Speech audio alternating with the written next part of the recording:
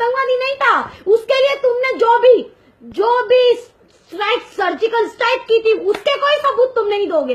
तुम ऐसे मरवाओगे सबको, ऐसे मारोगे तुम, मोदी सरकार ऐसे मारोगे। और ये हमारी कौम, तुम देखो, हमारी कौम है ये, तुम देखो कौम वालों, तुम देखो।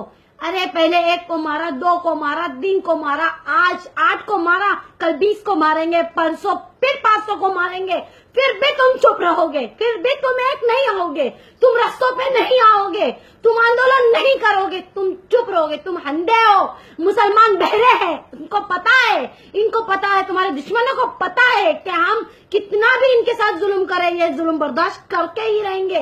इनके लिए कुछ नहीं है, कोई फर्क नहीं पड़ता। पूरा 25 करोड़ मर जाए, लेकिन एक आदमी मजाल है जो आवाज उठा दे, नहीं उठाएगा मुसलमान आवाज।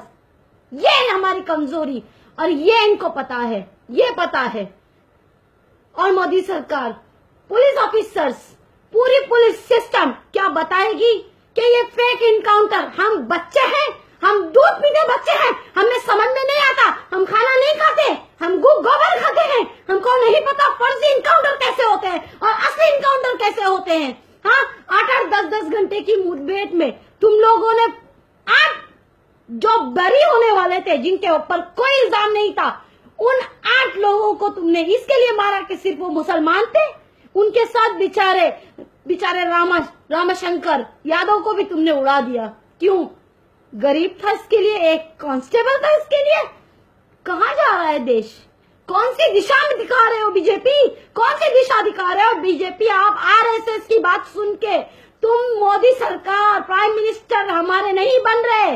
तुम एक शमशान के प्राइम मिनिस्टर बनना चाहते हो, तुम एक कब्रिस्तान के प्राइम मिनिस्टर बनना चाहते हो, तुम हम अजंता की प्राइम मिनिस्टर नहीं बनना चाहते। ये तुम्हारा सपना था कि मैं भारत को पूरी तरीके से खोखला कर दूं। अरे आतंकवाद, कौन आतंकवाद फैला रहा है? आरएसएस या मुसलमान? कौन फैला रहा है? वो दिखाई नहीं देता मोदी सरकार को, वो समझ में नहीं आता। गुजरात बर्बाद कर दिया, कश्मीर बर्बाद कर दिया, अखलाक अंसारी, नजीब, उसके बाद 8 और कितना करोगे? कब्रिस्तान बनाओगे हिंदुस्तान को? क्या चाहते हो बताओ, आगे आके बताओ, सामने आओ, पीठ में छुरा नहीं घोंपो, आओ। पर्सनल मुस्लिम लो, मैं आपसे पूछती हूँ, कोई नहीं मरा आपके खानदान का, इसके लिए चुप हो। इसके लिए तुम पूरे मुसलमान जाते हो, बीजेपी में जाके वोट दिलवाते हो, कांग्रेस में जाके वोट दिलवाते हो, आम आदमी जनता पार्टी को वोट दिलवाते हो, आरपीआई को वोट दिलाते हो, शिवसेना को वोट दिलाते हो। ये है मुसलमान। मुसलमान खुद मुसलमान का दुश्मन है, समझ में आया? दूसरों पे उंगली मत उठाओ। मुसलमान खुद मुसलमान चाहता है कि इस देश से हर मुसलमान मर जाए। क्यों? ये देश सबका है, हमारा है, हमारे बाप दादा ने इसके लिए जान दी है। ये आरएसएस वालों का एक भी बंदा नहीं मरा। ये बीजेपी वाले, ये आज जुम्मा के हमको सिखाएंगे ये भारत के देशद्रोही तुम हो, ये सिखाएंगे। अरे देशद्रोही दूसरे देश को, दूसरे लोगों को देशद्रोही करार देगा? ये है तुम्हारा संविधान का कानून। कहाँ है अब संविधान का कानून?